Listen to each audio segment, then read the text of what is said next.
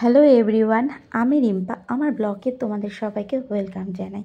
আজকের ব্লগটা আমি বিয়েবাড়ি নিয়ে করছি। আমরা বারাসাত নীলগঞ্জে বিয়েবাড়িতে যাব, তোমাদের সঙ্গে শেয়ার করব সব কিছু।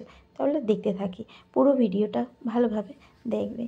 এই যে রেডি হতে বসেছিলাম, দেখেছিলে এই যে বোন এসেছে, এটা হচ্ছে আমার জায়ের বোন হয়। তা ওকেও রেডি করে দিয়েছে আমার যাকে, আমাকেও রেডি করে নিয়েছে। আমরা দুজনেই রেডি হয়ে নিয়েছি, চুল বেঁধে দিয়েছে, দুজনেই শাড়ি পরে নিয়েছি। তা আমাদেরকে কেমন লাগছে বন্ধুরা প্লিজ একটা কমেন্ট করবে। সবাই মিলে একটা ছবিও তুলে নিলাম। বোনটা ভারী মিষ্টি আর খুবই ভালো। হ্যাঁ, তা আমরা বিয়েবাড়িতে যাচ্ছি। এটা বিয়েবাড়িটা হলো আমার জায়ের বাড়ির থেকে, মানে হচ্ছে আমার জায়ের মামার মেয়ের বিয়ে।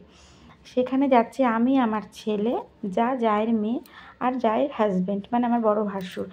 আমরা এই কজন যাচ্ছি। আমাদের সবারই নিমন্ত্রণ ছিল। আমার বর যেতে পারবে না, কাজে আছে, ব্যস্ত আছে। আর এদিকে হলো শাশুড়ি মা বিয়েবাড়ি সেরকম যায় না, আর বৃষ্টির মধ্যে যাবেই না। তা আমরা এই কজন মিলে বিয়েবাড়ি বেরিয়ে পড়লাম। আমাদের টোটোতে করেই আমরা যাচ্ছি।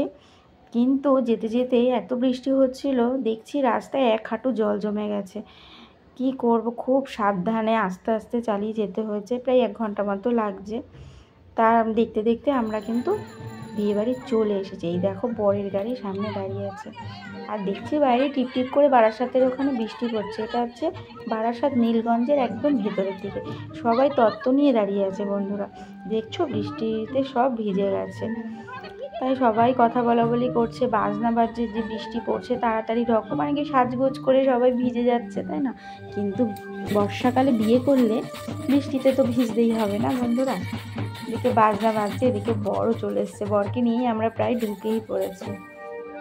এবার বরের বরণ করার পালা। বরকে বরণ না করলে তো ঢুকানো যাবে না, তাই রাস্তায় আর করেনি, ভিতরের দিকেই এনে করেছে। শাশুড়ি মা বরণ করে নিচ্ছে। শাশুড়ি মা বৌদি হয় সম্পর্কে, সে বরণ করে নিল, বরণ করে বরকে ঢুকিয়ে নিল।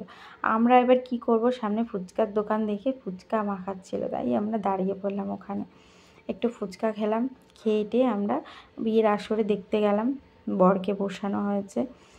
তারপরে তো ছেলে মেয়ে বলছে কি করব, বৃষ্টিতে সব জায়গা ভিজে পড়লাম, যে তোরা এখানে বস। আর আমরা এদিকে বিয়ের আসরে চলে আসলাম। গ্রামের বিয়ে বন্ধুরা, কখনো দেখিনি, বেশ ইন্টারেস্টিং লাগছিল। তা বরকে প্রথমে লজ্জাবস্ত্র দিয়ে মুখটা ঢেকে দিয়েছিল।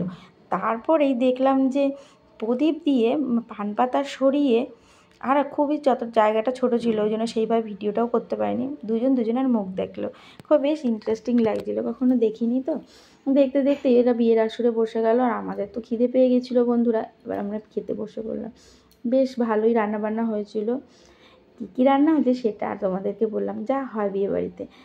এবার বিয়ে হয়ে গেছে দেখে বলে আমরাও বেরিয়ে পড়লাম। বেশ রাত্রির হয়ে গেছিলো, 12টা বেজে গেছিলো। দেখতেই পাচ্ছ রাস্তা ফাঁকা, আর খুব ক্লান্ত টায়ার্ড হয়ে গেছি।